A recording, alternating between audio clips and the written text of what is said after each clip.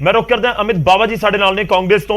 बाबा जी, सरकार कह रही है कि गलबात और खास तौर पर अमन अरोड़ा कह रहे हैं कि तुसी चर्चा करो, कोई दिक्कत नहीं, पर अंकड़े कह रहे हैं कि तुहाडे नालों मौजूदा समा बेहतर है कानून व्यवस्था के मुद्दे उत्ते। एनसीआरबी के अंकड़े दस रहे हैं अमन अरोड़ा। गौरव जी, अमन अरोड़ा जी ਨੂੰ वैसे मैं बहुत एक सूझवान सियासतदान समझदा है, बट ਮੈਨੂੰ हैरानी है कि ਅੱਜ किस तरह उन्होंने हाउस ਦੇ ਵਿੱਚ ਲੋਕਾਂ ਨੂੰ ਗੁੰਮਰਾਹ ਕਰਨ ਦੀ ਕੋਸ਼ਿਸ਼ ਕੀਤੀ। एनसीआरबी ਦਾ जो क्राइम डेटा है, जो उन्होंने फिगर्स ਦਿੱਤੀਆਂ ਨੇ, ਉਹ ਇੱਕ ਬਹੁਤ ब्रॉड डेटा है। क्राइम ਦੀ ਅਗਰ ਅਸੀਂ ਗੱਲ ਕਰੀਏ ਟੈਕਨੀਕਲੀ, क्राइम ਦੀ ਕਈ ਵੇਰੀਏਸ਼ਨਸ ਨੇ। ਆਰਗੇਨਾਈਜ਼ਡ क्राइम ਹੁੰਦਾ ਹੈ, ਡਰਗ ਟ੍ਰੈਫਿਕਿੰਗ क्राइम ਹੁੰਦਾ ਹੈ, आर्म्स दी इलीगल दा क्राइम होता है, डिफरेंट डिफरेंट वेरिएशंस ने, 8-9 कैटेगरीज ने। इस टाइम जो पंजाब जिस चीज नाल त्रस्त है, जदों दी आम आदमी पार्टी सत्ता च आई है, वो ऑर्गेनाइज्ड क्राइम दी बढ़ोतरी नाल हुई है। ते क्राइम ते डिस्कशन तो इलावा ज्यादा इंपॉर्टेंट टॉपिक इस टाइम हैगा कि मरहूम शुभदीप सिंह सिद्धू मूसेवाले दे मर्डर दे उत्ते सरकार दा फेलियर, क्योंकि सिद्धू मूसेवाले दी मौत टोटल एडमिनिस्ट्रेटिव नेगलिजेंस दी, एडमिनिस्ट्रेटिव फेलियर दी एक नतीजा हैगा। ਉਹਨਾਂ ਨੂੰ ਥ੍ਰੈਟ ਸੀਗੀ, ਹਰ ਸਰਕਾਰ ਕੋਲ ਥ੍ਰੈਟ ਪਰਸੈਪਸ਼ਨ ਰਿਪੋਰਟ ਹੁੰਦੀ ਹੈ, ਸਿਕਿਉਰਿਟੀ ਦਿੱਤੀ ਗਈ ਸੀਗੀ। ਪਹਿਲੀ ਗੱਲ, ਕਿਸ ਪੈਮਾਨੇ ਤੇ ਸਿਕਿਉਰਿਟੀ ਵਿਡਰਾਅ ਕੀਤੀ ਗਈ। ਦੂਜੀ ਗੱਲ, ਜੇ ਵਿਡਰਾਅ ਕੀਤੀ ਸੀ ਉਹਨੂੰ ਜਨਤਕ ਕਰਨ ਦਾ ਕੀ ਉਦੇਸ਼ ਸੀਗਾ। ਤੀਜੀ ਤੇ ਸਭ ਤੋਂ ਇੰਪੋਰਟੈਂਟ ਗੱਲ, ਮੈਂ ਬਾਬਾ ਜੀ ਵਿਚਾਲੇ ਰੋਕ ਰਿਹਾ। ਦੇਖੋ, ਲੋਕ ਜਾਣਨਾ ਚਾਹੁੰਦੇ ਨੇ ਕਿ ਸਦਨ ਦੇ ਅੰਦਰ ਕਾਂਗਰਸ ਸਪੈਸੀਫਿਕਲੀ ਸਿੱਧੂ ਮੂਸੇਵਾਲਾ ਦੇ ਮਰਡਰ ਕੇਸ ਦੇ ਉੱਤੇ ਚਰਚਾ ਚਾਹੁੰਦੀ ਹੈ ਜਾਂ ਆਲ ਓਵਰ ਪੰਜਾਬ ਦੇ ਵਿੱਚ ਕਾਨੂੰਨ ਵਿਵਸਥਾ ਦੇ ਮੁੱਦੇ ਉੱਤੇ ਚਰਚਾ ਚਾਹੁੰਦੀ ਹੈ। ਇਹ ਦੋਨੋਂ ਚੀਜ਼ਾਂ ਜੁੜੀਆਂ ਹੋਈਆਂ ਨੇ, ਆਲ ਓਵਰ ਪੰਜਾਬ, ਦੋਵੇਂ ਡਿਫਰੈਂਟ ਵੀ ਹਨ, ਜੁੜੀਆਂ ਵੀ ਹੋਈਆਂ। ਤੁਸੀਂ ਸਮਝ ਰਹੇ ਹੋ ਗੱਲ। ਜਦੋਂ ਤੋਂ ਸਰਕਾਰ ਹੋਂਦ ਵਿੱਚ ਆਈ ਹੈ, 158 ਮਰਡਰ 3 ਦਿਨਾਂ ਚ ਹੋਏ ਨੇ। ਇਹ ਅਮਨ ਅਰੋੜਾ ਜੀ ਦਲੀਲ ਦਿੰਦੇ ਨੇ ਕਿ ਜੀ ਪਹਿਲਾਂ ਐਵਰੇਜ 60 ਦੀ ਸੀਗੀ, 65 ਦੀ ਸੀਗੀ। ਗੌਰਵ ਜੀ, ਜਦੋਂ ਕੈਪਟਨ ਅਮਰਿੰਦਰ ਸਰਕਾਰ ਬਣੀ ਸੀਗੀ 2017 ਦੇ ਵਿੱਚ, ਉਦੋਂ ਤੁਹਾਨੂੰ ਵੀ ਪਤਾ ਪੰਜਾਬ ਦੇ ਵਿੱਚ ਡਰੱਗਸ ਦਾ ਕਿਸ ਲੈਵਲ ਦਾ ਰੇਟ ਪਹੁੰਚਿਆ ਹੋਇਆ ਸੀਗਾ, ਕ੍ਰਾਈਮਸ ਕਿੰਨਾ ਲਿੰਕ ਸੀਗਾ, ਉਹਨੂੰ ਕਿੱਦਾਂ ਉਹਨੂੰ ਕਰਟੇਲ ਕੀਤਾ ਗਿਆ। ਤੇ ਉਹ ਸਾਰੀਆਂ ਚੀਜ਼ਾਂ ਨੂੰ ਆਰਗੇਨਾਈਜ਼ਡ ਕ੍ਰਾਈਮ ਨਾਲ ਲਿੰਕ ਨਹੀਂ ਕਰਿਆ ਜਾ ਸਕਦਾ। ਜੋ ਦਹਿਸ਼ਤ ਦਾ ਮਾਹੌਲ ਅੱਜ ਪੰਜਾਬ ਵਿੱਚ ਬਣਿਆ, ਇਹ ਸਿਰਫ ਕ੍ਰਾਈਮ ਦੀ ਗੱਲ ਨਹੀਂ ਹੈ ਕਿ ਆਰਗੇਨਾਈਜ਼ਡ ਕ੍ਰਾਈਮ ਦੀ ਗੱਲ ਹੈ, ਗੈਂਗ ਵਾਰ ਦੀ ਗੱਲ ਹੈ। ਅੱਜ ਵਪਾਰੀ ਆਪਣੇ ਆਪ ਨੂੰ ਸਿਕਿਉਰ ਨਹੀਂ ਮਹਿਸੂਸ ਕਰਦਾ। ਮੈਂ ਦੁਬਾਰਾ ਤੁਹਾਨੂੰ ਰੋਕ ਰਿਹਾ। ਤੁਸੀਂ ਬਹੁਤ ਇੰਪੋਰਟੈਂਟ ਚੀਜ਼ ਕਹਿ ਰਹੇ ਹੋ। ਤੁਸੀਂ ਕ੍ਰਾਈਮ ਨੂੰ ਡਿਫਰੈਂਸ਼ੀਏਟ ਕਰ ਰਹੇ ਹੋ ਕਿ ਇੱਕ ਆਰਗੇਨਾਈਜ਼ਡ ਕ੍ਰਾਈਮ ਹੈ ਤੇ ਇੱਕ ਨਾਰਮਲ ਕ੍ਰਾਈਮ ਹੈ। ਕਿਵੇਂ ਤੁਸੀਂ ਇਸ ਨੂੰ ਵੱਖ ਕਰ ਰਹੇ ਹੋ ਕਿ ਜੇ ਕੋਈ ਲੁੱਟ ਖੋਹ ਦੀ ਵਾਰਦਾਤ ਹੋ ਰਹੀ ਹੈ ਜਾਂ ਫਿਰ ਕੋਈ ਮਰਡਰ ਕੇਸ ਆਇਆ ਸਾਹਮਣੇ, ਜਾਂ ਸਿੱਧੂ ਮੂਸੇਵਾਲਾ ਤਾਂ ਚਲੋ ਬਹੁਤ ਇੱਕ ਨੈਕਸਟ ਲੈਵਲ ਦੇ ਉੱਤੇ ਜਾ ਕੇ ਸਾਜ਼ਿਸ਼ ਕਰ ਦਿੱਤੀ ਗਈ, ਤੁਸੀਂ ਅਲੱਗ-ਅਲੱਗ ਕਿਵੇਂ ਇਹਨਾਂ ਨੂੰ ਦੋਵਾਂ ਨੂੰ ਦੇਖ ਰਹੇ ਹੋ? ਗੌਰਵ ਜੀ, ਦੇਖੋ, ਕ੍ਰਾਈਮ ਇੱਕ ਬ੍ਰੌਡ ਟਰਮ ਹੈਗੀ ਹੈ। ਬਿਲਕੁਲ ਰਾਈਟ, ਬਹੁਤ ਬ੍ਰੌਡ ਟਰਮ ਹੈ। ਪੰਜਾਬ ਇੱਕ ਬਾਰਡਰ ਸਟੇਟ ਹੈ। ਇੱਥੇ ਜੇ ਆਪਾਂ ਬਹੁਤ ਜ਼ਿਆਦਾ ਨਾ ਇਹਨੂੰ ਪੋਲੀਟੀਕਲ ਨਹੀਂ ਕਰ ਸਕਦੇ ਕਿ ਅਸੀਂ ਹਰ ਗੱਲ ਆਮ ਆਦਮੀ ਪਾਰਟੀ ਦੀ ਸਰਕਾਰ ਤੇ ਸੁੱਟੀਏ। That would be irresponsible on our part. Punjab ਇੱਕ ਬਾਰਡਰ ਸਟੇਟ ਹੈ, ਪਾਕਿਸਤਾਨ ਨਾਲ ਸਾਡੀ ਹੱਦ ਲੱਗਦੀ ਹੈ। ਇੱਥੇ ਆਰਮਸ ਦੀ ਟ੍ਰੈਫਿਕਿੰਗ, ਇੱਥੇ ਫੇਕ ਕਰੰਸੀ ਦੀ ਟ੍ਰੈਫਿਕਿੰਗ, ਉਹ ਡਿਫਰੈਂਟ, ਉਹਦੇ ਚ BSF ਇਨਵੋਲਡ ਹੈ, ਸੈਂਟਰ ਗਵਰਨਮੈਂਟ ਇਨਵੋਲਡ ਹੈ। ਜੋ ਇਮੀਡੀਏਟ ਸਰਕਾਰ ਬਣਨ ਤੋਂ ਬਾਅਦ ਪੰਜਾਬ ਦੀ ਜਨਤਾ ਨੂੰ ਇਨਸਿਕਿਉਰਿਟੀ ਫੀਲ ਹੋ ਰਹੀ ਹੈ, ਉਹਦੀ ਮੈਂ ਗੱਲ ਕੀਤੀ ਹੈ, ਉਹ ਐਡਮਿਨਿਸਟ੍ਰੇਟਿਵ ਫੇਲਿਅਰ ਹੈ। ਪ੍ਰਸ਼ਾਸਨ ਦੀ, ਸਰਕਾਰ ਦੀ, ਪੁਲਿਸ ਦੀ ਕੁਝ ਇੰਟੈਲੀਜੈਂਸ ਏਜੰਸੀਜ਼ ਹੁੰਦੀਆਂ ਨੇ। ਜੇ ਤੁਸੀਂ ਇੰਟੈਲੀਜੈਂਸ ਦੀ ਇੰਟੈਲ ਨੂੰ ਇਗਨੋਰ ਕਰਦੇ ਹੋ ਤਾਂ ਉਹ ਕਿਹਦੀ ਰਿਸਪੌਂਸਿਬਿਲਿਟੀ ਹੈ? ਉਹ ਡਾਇਰੈਕਟਲੀ ਸਰਕਾਰ ਦੀ ਰਿਸਪੌਂਸਿਬਿਲਿਟੀ ਹੈ। ਚਲੋ ਠੀਕ ਹੈ, ਮੈਂ ਤੁਹਾਡੇ ਕੋਲ ਵਾਪਸ, ਠੀਕ ਹੈ, ਤੁਸੀਂ ਆਪਣਾ ਪੁਆਇੰਟ ਰੱਖਿਆ। ਦੇਖੋ, ਕੋਈ ਡਾਊਟ ਨਹੀਂ ਹੈ, ਮੈਂ ਤਾਂ ਸ਼ੁਰੂਆਤ ਦੇ ਵਿੱਚ ਕਿਹਾ ਕਿ ਜਿਸ ਦੀ ਵੀ ਸਰਕਾਰ ਹੁੰਦੀ ਹੈ, ਚਾਹੇ ਕਾਂਗਰਸ ਦੀ ਤੁਹਾਡੀ ਸਰਕਾਰ ਰਹੀ ਜਾਂ ਅਕਾਲੀ ਭਾਜਪਾ ਦੀ ਸਰਕਾਰ ਰਹੀ ਜਾਂ ਮੌਜੂਦਾ ਸਮੇਂ 'ਚ ਆਮ ਆਦਮੀ ਪਾਰਟੀ ਦੀ ਹੈ, ਜੇ ਸਟੇਟ ਦੇ ਵਿੱਚ ਕੁਝ ਵੀ ਹੋ ਰਿਹਾ ਤਾਂ ਰਿਸਪੌਂਸਿਬਿਲਿਟੀ ਤਾਂ ਉਹਨਾਂ ਦੀ ਬਣਦੀ ਹੈ, ਸਰਕਾਰ ਕੋਈ ਵੀ ਹੋਵੇ। ਸਾਡੇ ਨਾਲ ਚੇਤਨ ਜੋਸ਼ੀ ਜੀ ਵੀ ਜੁੜੇ ਹੋਏ ਨੇ। ਜੋਸ਼ੀ ਜੀ, ਸਰਕਾਰ ਦੇ ਨੁਮਾਇੰਦੇ ਕਹਿ ਰਹੇ ਨੇ ਕਿ ਮੌਜੂਦਾ ਸਥਿਤੀ ਹਾਲਾਤ ਬਿਹਤਰ ਨੇ, ਤੁਸੀਂ ਇਤਫਾਕ ਰੱਖਦੇ ਹੋ ਇਸ ਦੇ ਨਾਲ? ਬਿਲਕੁਲ ਝੂਠ ਬੋਲਦੇ ਨੇ ਇਹਨਾਂ ਦੀਆਂ ਗੱਲਾਂ ਦੇ ਵਿੱਚ ਕੋਰਾ ਝੂਠ ਹੈ। ਇੱਕ ਨਾ ਬੜੀ ਵਧੀਆ ਮੈਨੂੰ ਸ਼ੇਰ ਯਾਦ ਆ ਗਿਆ ਕਿ ਨਾ ਕੁछ कहते हुए बहुत कुछ कह जाती है निगाहें, खामोशी भी एक तरह की गुफ्तगू होती है। ਉਹ ਜਿਹੜੀਆਂ ਲੋਕਾਂ ਦੀਆਂ ਡਰ ਵਾਲੀਆਂ ਨਿਗਾਹਾਂ ਨੇ ਨਾ, ਉਹਨਾਂ ਦੇ ਵਿੱਚ ਇੱਕ ਖੌਫ ਪੈਦਾ ਹੋ ਚੁੱਕਿਆ। ਉਹਨਾਂ ਦੀਆਂ ਜ਼ੁਬਾਨ ਤੇ ਤਾਲੇ ਲਾਉਣ ਦੀ ਜ਼ਰੂਰ ਕੋਸ਼ਿਸ਼ ਕਰਦੇ ਪਏ ਨੇ, ਲੇਕਿਨ ਅੱਖਾਂ ਦੇ ਵਿੱਚ ਉਹ ਡਰ ਸਾਫ਼-ਸਾਫ਼ ਨਜ਼ਰ ਆ ਰਿਹਾ ਕਿ ਲੋਕ ਕਿੱਦਾਂ ਸਹਿਮੇ ਪਏ ਨੇ ਪੰਜਾਬ ਦੇ। ਸਹਿਮਣਾ ਲਾਜ਼ਮੀ ਆ, ਸਹਿਮਣਾ ਲਾਜ਼ਮੀ ਉਹਨਾਂ ਦਾ। ਲੋਕ ਸਮਝਣਾ ਚਾਹੁੰਦੇ ਨੇ। ਦੇਖੋ, ਕਈ ਲੋਕ ਲੱਗ ਰਿਹਾ ਹੋਏਗਾ ਕਿ ਡਰ ਨਹੀਂ ਹੈ। ਮੈਂ ਸਮਝਾਉਣਾ ਜੀ, ਲੋਕੀ ਤੁਹਾਨੂੰ ਲੱਗਦਾ ਕਿ ਪੰਜਾਬ 'ਚ ਲੋਕ ਡਰੇ ਹੋਏ ਨੇ? ਬਿਲਕੁਲ ਡਰੇ ਹੋਏ ਨੇ, ਵਪਾਰੀ ਡਰੇ ਹੋਏ ਨੇ। ਸਾਬਕਾ ਡਿਪਟੀ ਸੀਐਮ ਵਰਗਿਆਂ ਨੂੰ ਥ੍ਰੈਟ ਮਿਲ ਸਕਦੀ ਆ, ਔਰ ਕਿਉਂ ਥ੍ਰੈਟਸ ਕਿਉਂ ਮਿਲਦੀਆਂ ਪਈਆਂ ਨੇ? ਇਹਦਾ ਦੇਖੋ ਇੱਕ ਚੀਜ਼ ਬੜੀ ਕਲੀਅਰ ਹੈਗੀ ਆ ਕਿ ਜਿਹੜੀ ਸਰਕਾਰ ਸੱਤਾ ਵਿੱਚ ਹੁੰਦੀ ਆ ਜਾਂ ਸੱਤਾ ਤੋਂ ਬਾਹਰ ਹੋ ਜਾਂਦੀ ਆ ਜੀ, ਉਹ ਸਰਕਾਰ ਦੇ ਵਿੱਚ ਚਾਹੇ ਕੋਈ ਐਡਮਿਨਿਸਟ੍ਰੇਸ਼ਨ ਦੇ ਵਿੱਚ ਕੋਈ ਅਫਸਰ ਹੋਵੇ, ਪੁਲਿਸ ਦੇ ਵਿੱਚ ਹੋਵੇ, ਜੁਡੀਸ਼ੀਅਰੀ ਵਿੱਚ ਹੋਵੇ ਜਾਂ ਸੱਤਾ ਵਿੱਚ ਹੋਵੇ ਜੀ, ਉਹਨਾਂ ਨੇ ਕਿਸੇ ਨਾ ਕਿਸੇ ਤਰ੍ਹਾਂ ਦੇ ਇਦਾਂ ਦੇ ਫੈਸਲੇ ਲਏ ਹੁੰਦੇ ਨੇ ਜਿਹੜੇ ਕਿਸੇ ਦੇ ਪੱਖ ਵਿੱਚ ਹੁੰਦੇ ਨੇ, ਕਿਸੇ ਦੇ ਵਿਰੋਧ ਵਿੱਚ ਹੁੰਦੇ ਨੇ। ਠੀਕ ਹੈ। ਔਰ ਜਦੋਂ ਤੁਸੀਂ ਲੋਕ ਉਹਨਾਂ ਦੀਆਂ ਸਿਕਿਉਰਿਟੀਆਂ ਨੂੰ ਵਿਡਰਾਅ ਕਰਨ ਦੀ ਕੋਸ਼ਿਸ਼ ਕਰਦੇ ਹੋ ਜਾਂ ਉਹਨੂੰ ਜਨਤਕ ਕਰਨ ਦੀ ਕੋਸ਼ਿਸ਼ ਕਰਦੇ ਹੋ, ਕਿਉਂਕਿ ਗੋਪਨੀਯਤਾ ਵਾਲੀ ਚੀਜ਼ਾਂ ਹੁੰਦੀਆਂ ਨੇ, ਬਿਲਕੁਲ। ਜਦੋਂ ਵਿਡਰਾਅ ਕਰਨ ਦੀ ਕੋਸ਼ਿਸ਼ ਕਰਦੇ ਹੋ ਜਾਂ ਕਰ ਦਿੰਦੇ ਹੋ ਤੇ ਕਿਤੇ ਨਾ ਕਿਤੇ ਉਹ ਬੰਦਿਆਂ ਦੇ ਹੌਸਲੇ ਵੱਧ ਜਾਂਦੇ ਨੇ ਜਿਹੜੇ ਕ੍ਰਿਮੀਨਲ ਐਲੀਮੈਂਟਸ ਹੋਣਗੇ, ਕਿਉਂਕਿ ਇਹ ਸਾਰੇ ਲੋਕ ਤੇ ਲੋਕ ਭਲਾਈ ਵਾਸਤੇ ਕੰਮ ਕਰਦੇ ਨੇ, ਲੋਕਾਂ ਦੀ ਸੇਵਾ ਵਾਸਤੇ ਕਰਦੇ ਨੇ, ਜਿਹੜੇ ਵੀ ਚਾਹੇ ਐਡਮਿਨਿਸਟ੍ਰੇਟਰ ਨੇ, ਚਾਹੇ ਨੇਤਾ ਲੋਕ ਜਾਂ ਜੁਡੀਸ਼ੀਅਰੀ ਵਾਲੇ ਨੇ। ਔਰ ਜਦੋਂ ਇਹਨਾਂ ਲੋਕਾਂ ਨੇ ਕਿਸੇ ਨੂੰ ਨਿਆਂ ਦਿਵਾਉਣ ਵਾਸਤੇ ਕੋਈ ਫੈਸਲੇ ਕੀਤੇ ਹੁੰਦੇ ਨੇ ਔਰ ਉਸ ਦੇ ਵਿਰੋਧ ਵਿੱਚ ਜਿਨ੍ਹਾਂ ਦੇ ਪੱਖ 'ਚ ਫੈਸਲੇ ਨਹੀਂ ਜਾਂਦੇ, ਉਹ ਕਿਤੇ ਨਾ ਕਿਤੇ ਤਾੜ ਰੱਖ ਕੇ ਬੈਠੇ ਹੁੰਦੇ ਨੇ। ਉਹ ਤੁਸੀਂ ਸਿੱਧੂ ਮੂਸੇਵਾਲੇ ਦੀ ਗੱਲ ਕਰ ਲਓ, ਤੁਸੀਂ ਸਿੱਧੂ ਮੂਸੇਵਾਲੇ ਦੇ ਨਾਲ ਕੀ ਹੋਇਆ? ਉਸ ਦੀ ਜੇ ਸਿਕਿਉਰਿਟੀ ਵਿਡਰਾਅ ਕੀਤੀ ਗਈ ਸੀ, ਉਹਨੂੰ ਜਨਤਕ ਨਹੀਂ ਸੀ ਕਰਨਾ ਚਾਹੀਦਾ। ਮੈਨੂੰ ਅੱਜ ਵੀ ਯਾਦ ਆ ਸਰਦਾਰ ਭਗਵੰਤ ਸਿੰਘ ਜੀ ਮਾਨ ਹੋਣਾ ਨੇ ਇੱਕ ਬਿਆਨ ਦਿੱਤਾ ਸੀਗਾ ਵੀ ਜੇਕਰ ਤੁਸੀਂ ਲੋਕਾਂ ਦੇ ਹਰਮਨ ਪਿਆਰੇ ਨੇਤਾ ਹੋ ਤੇ ਲੋਕਾਂ ਵਿੱਚ ਬਿਨਾਂ ਸਿਕਿਉਰਿਟੀ ਦੇ ਜਾਓ, ਇਹ ਗੱਲ ਇਹਨਾਂ ਨੇ ਕਹੀ ਸੀਗੀ। ਲੇਕਿਨ ਉਸ ਤੋਂ ਬਾਅਦ ਤੁਸੀਂ ਇਹ ਦੇਖੋ ਵੀ ਆਪ ਕਿੰਨੀ ਸਿਕਿਉਰਿਟੀ ਲਈ ਫਿਰਦੇ ਨੇ। ਇਹ ਤੇ ਉਹ ਗੱਲ ਹੋ ਗਈ ਨਾ, ਆਪੇ ਨਹੀਂ ਮੈਂ ਰੱਜੀ ਬੁੱਚੀ, ਆਪੇ ਨਹੀਂ ਮੇਰੇ ਬੱਚੇ ਜੀਣ, ਯਾਨੀ ਕਿ ਜੋ ਮੈਂ ਕਰਾਂ ਉਹ ਸਹੀ ਆ ਔਰ ਦੂਜਿਆਂ ਦੇ ਇੰਪਲੀਮੈਂਟ ਕਰਾਉਣਾ ਇਹ ਗੱਲ ਮਾੜੀ ਆ। ਇਹ 'ਚ ਕੋਈ ਸ਼ੱਕ ਵਾਲੀ ਗੱਲ ਨਹੀਂ, ਇਹ ਗੱਲ ਮੰਨਣੀ ਪਏਗੀ। ਪੰਜਾਬ ਦੇ ਲਾਅ ਐਂਡ ਆਰਡਰ ਦੇ ਉੱਤੇ ਅਸਰ ਕਿੰਨਾ ਮਾੜਾ ਪਿਆ ਕਿ ਇੰਨਾ ਜ਼ਿਆਦਾ ਹੌਸਲੇ ਬੁਲੰਦ ਹੋ ਗਏ ਸੀ ਲੋਕਾਂ ਦੇ ਕਿ ਪੁਲਿਸ ਦੇ ਉਹ ਤੇ ਆਪਣੇ ਉਹਨਾਂ ਨੇ ਹਮਲਾ ਕਰਾ ਦਿੱਤਾ।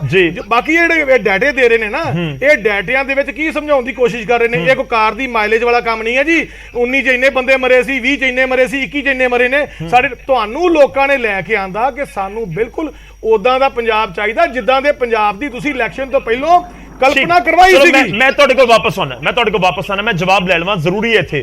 ਕੰਗ ਸਾਹਿਬ, ਮੇਰੀ ਆਵਾਜ਼ ਆ ਰਹੀ ਹੈ ਹੁਣ ਤੁਹਾਡੇ ਤੱਕ? ਬਲਵਿੰਦਰ ਕੰਗ ਜੀ। ਹਾਂਜੀ ਹਾਂਜੀ, ਮੈਂ ਫੋਨ ਦੇ ਥਰੂ ਆ ਰਹੀ ਹੈ ਤੁਹਾਡੀ ਆਵਾਜ਼। ਠੀਕ ਹੈ, ਚਲੋ ਆਵਾਜ਼ ਪਹੁੰਚਣੀ ਜ਼ਰੂਰੀ ਹੈ। ਹੁਣ ਸਵਾਲ ਇਹ ਹੈ, ਕਿਉਂਕਿ ਮੈਂ ਪਹਿਲਾਂ ਸ਼ੁਰੂਆਤ ਤੁਹਾਡੇ ਤੋਂ ਕੀਤੀ ਸੀ, ਉਸ ਸਮੇਂ ਆਵਾਜ਼ ਨਹੀਂ ਪਹੁੰਚੀ ਸੀ। ਮੈਂ ਅਗਲੇ ਸਵਾਲ ਤੋਂ ਹੀ ਸ਼ੁਰੂਆਤ ਕਰਦਾ। ਜਿਹੜੇ ਵਿਰੋਧੀ ਨੇ ਕਹਿ ਰਹੇ ਨੇ ਕਿ ਪੰਜਾਬ ਦੇ ਵਿੱਚ ਡਰ ਦਾ ਮਾਹੌਲ ਹੈ। ਪੰਜਾਬ ਦੇ ਸਾਬਕਾ ਉਪ ਮੁੱਖ ਮੰਤਰੀ ਓਪੀ ਸੋਨੀ ਕਹਿੰਦੇ ਨੇ ਕਿ ਸ਼ਾਮ ਨੂੰ 5 ਵਜੇ ਤੋਂ ਬਾਅਦ ਬਾਹਰ ਬੱਚੇ ਨਿਕਲਣ ਤੋਂ ਡਰਦੇ ਨੇ। ਦੇਖੋ ਗੌਰਵ ਜੀ, ਡਰ ਦਾ ਮਾਹੌਲ ਇਸ ਕਰਕੇ ਉਹ ਕਹਿ ਰਹੇ ਆ ਕਿਉਂਕਿ ਉਹਨਾਂ ਦੀ ਗੱਲ ਵਾਜਿਬ ਹੈ, ਕਿਉਂਕਿ ਉਹ ਸਾਰੇ ਲੋਕਾਂ ਨੂੰ ਹੁਣ ਡਰ ਪੈਦਾ ਹੋ ਗਿਆ ਜਿਨ੍ਹਾਂ ਨੇ ਪੰਜਾਬ ਦੀ ਲੁੱਟ-ਖਸੁੱਟ ਕੀਤੀ ਆ।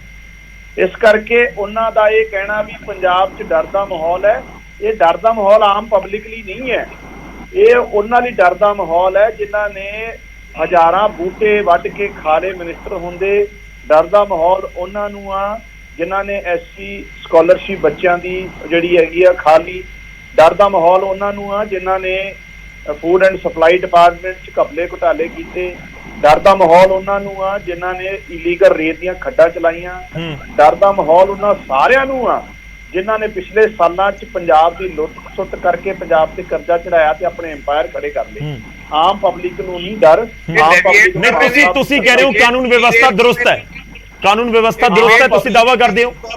ਆਮ ਪਬਲਿਕ ਨੂੰ ਮਾਨ ਸਾਹਿਬ ਦੀ ਸਰਕਾਰ ਤੇ ਭਰੋਸਾ ਆ। ਜਿੱਥੋਂ ਤੱਕ ਦਰੁਸਤ ਦੀ ਗੱਲ ਹੈ ਜਾਂ ਬਿਹਤਰੀ ਦੀ ਗੱਲ ਹੈ ਗੌਰਵ ਜੀ, ਬਿਹਤਰ ਕਰਨਾ, ਦਰੁਸਤ ਕਰਨਾ, ਅਪਲਿਫਟ ਕਰਨਾ, ਇਹਦੀ ਸੰਭਾਵਨਾ ਹਮੇਸ਼ਾ ਸਿਸਟਮ 'ਚ ਬਣੀ ਰਹਿੰਦੀ ਆ।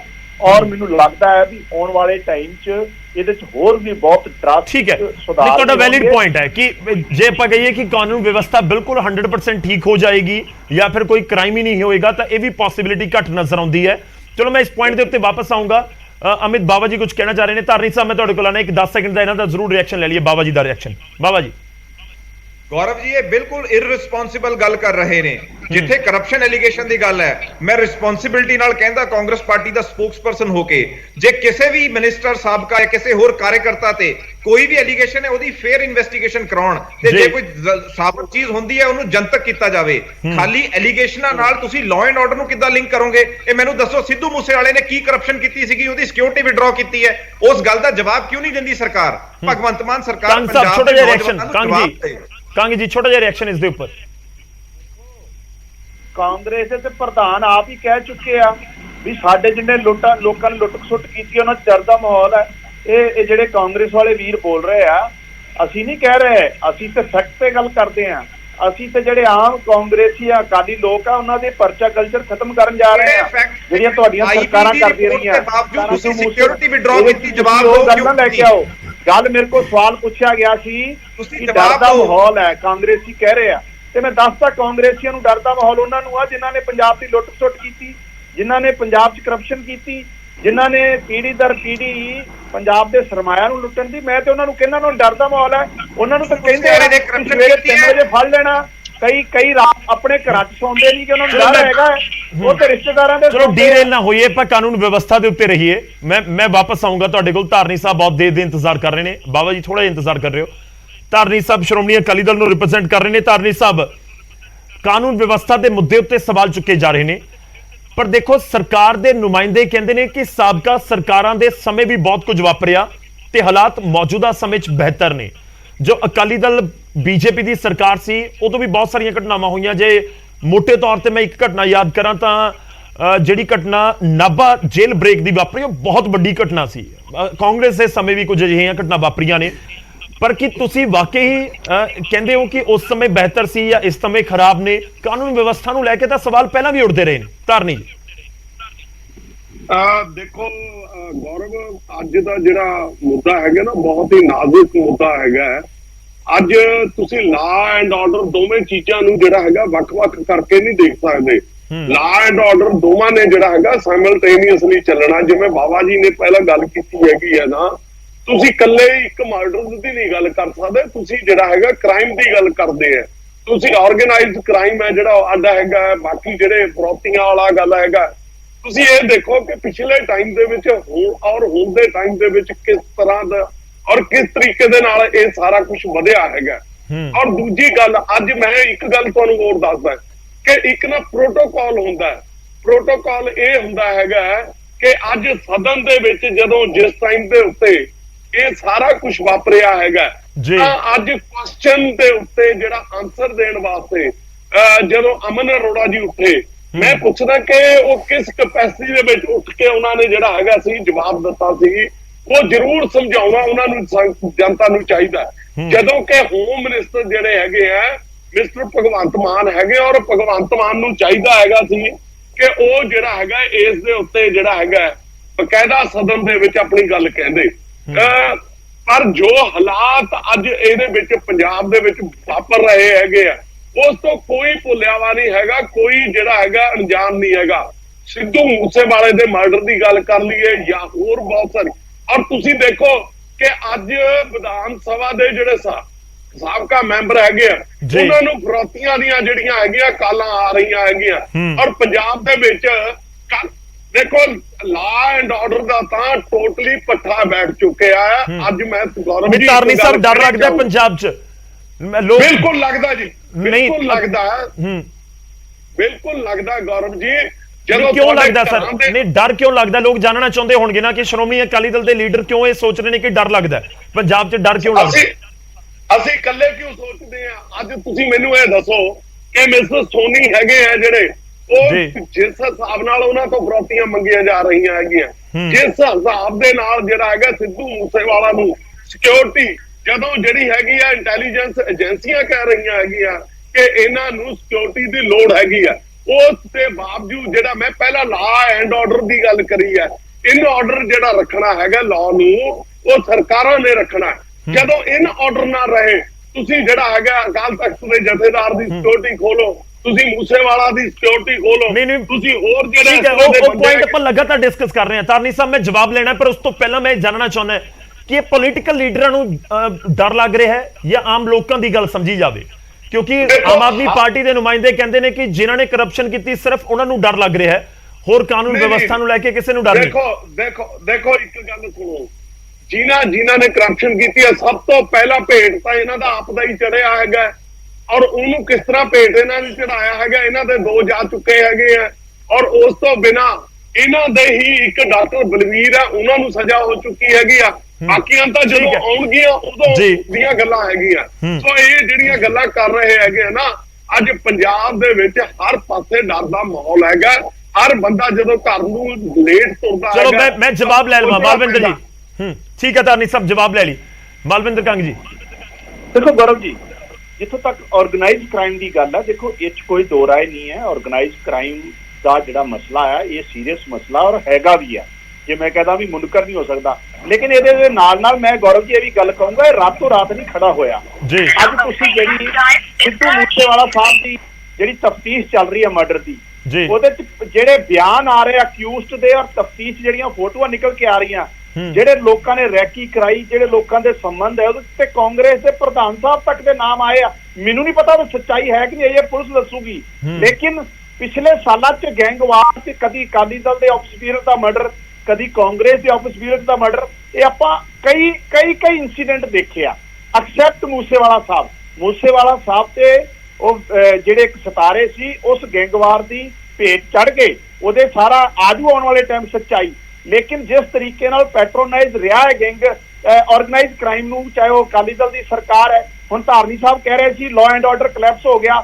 ਲਾਅ ਐਂਡ ਆਰਡਰ ਕਲੈਪਸ ਉਸ ਦਿਨ ਹੋਇਆ ਸੀ ਜਿੱਦਣ ਪੰਜਾਬ ਪੁਲਿਸ ਦੇ ਲੋਕਾਂ ਨੇ ਨਿਹੱਤੇ ਬਾਣੀ ਪੜ ਰਹੇ ਲੋਕਾਂ ਤੇ ਗੋਲੀਆਂ ਚਲਾਈਆਂ ਸੀ। ਜਿੱਦਣ ਨਾਭਾ ਜੇਲ੍ਹ ਬ੍ਰੇਕ ਹੁੰਦਾ ਆ, ਉਹ ਕਿਉਂ ਭੁੱਲ ਜਾਂਦਾ? ਜਿੱਦਣ ਰਵੀ ਖਵਾਜਕੇ ਨੂੰ ਮਰਡਰ ਕੀਤਾ ਜਾਂਦਾ ਹੈ, ਜਿੱਦਣ ਵਿੱਕੀ ਮਿੱਟੂ ਖੇੜੇ ਦਾ ਮਰਡਰ ਹੋਇਆ, ਇਹ ਗੁਰਲਾਲ ਭਲਵਾਨ ਦਾ ਮਰਡਰ ਹੋਇਆ, ਇਹ ਸਾਰੇ ਨੌਜਵਾਨ ਜਿਹੜੇ ਸੀ ਇਹ ਦੋਨਾਂ ਪਾਰਟੀਆਂ ਨਾਲ ਜੁੜੇ ਸੀ। ਧਾਰਨੀ ਸਾਹਿਬ ਆਵਾਜ਼ ਪਹੁੰਚ ਰਹੀ ਹੈ, ਪ੍ਰੋਬਲਮ ਹੈਗੀ ਆ ਗੌਰਵ ਜੀ। ਮੈਂ ਮੰਨਦਾ ਲਾਸਟ ਮੈਂ ਕੋਈ ਮੁਨਕਰ ਨਹੀਂ ਹੁੰਦਾ ਜੀ। ਮਾਨ ਸਾਹਿਬ ਮੌਜੂਦਾ ਮੁੱਖ ਮੰਤਰੀ ਜੀ ਕਿਸੇ ਵੀ ਬੰਦੇ ਨੂੰ ਪੈਟਰੋਨੇਟ ਨਹੀਂ ਕਰਨਗੇ ਔਰ ਐਂਟੀ ਗੈਂਗਸਟਰ ਟਾਸਕ ਫੋਰਸ ਇਸ ਕਰਕੇ ਬਣਾਈ ਆ ਕਿ ਪੰਜਾਬ ਨੂੰ ਇਸ ਤੋਂ ਨਿਜਾਤ ਦਿਵਾਈ ਜਾਵੇ ਔਰ ਬਹੁਤ ਜਲਦੀ ਨਿਜਾਤ ਮਿਲੂਗੀ।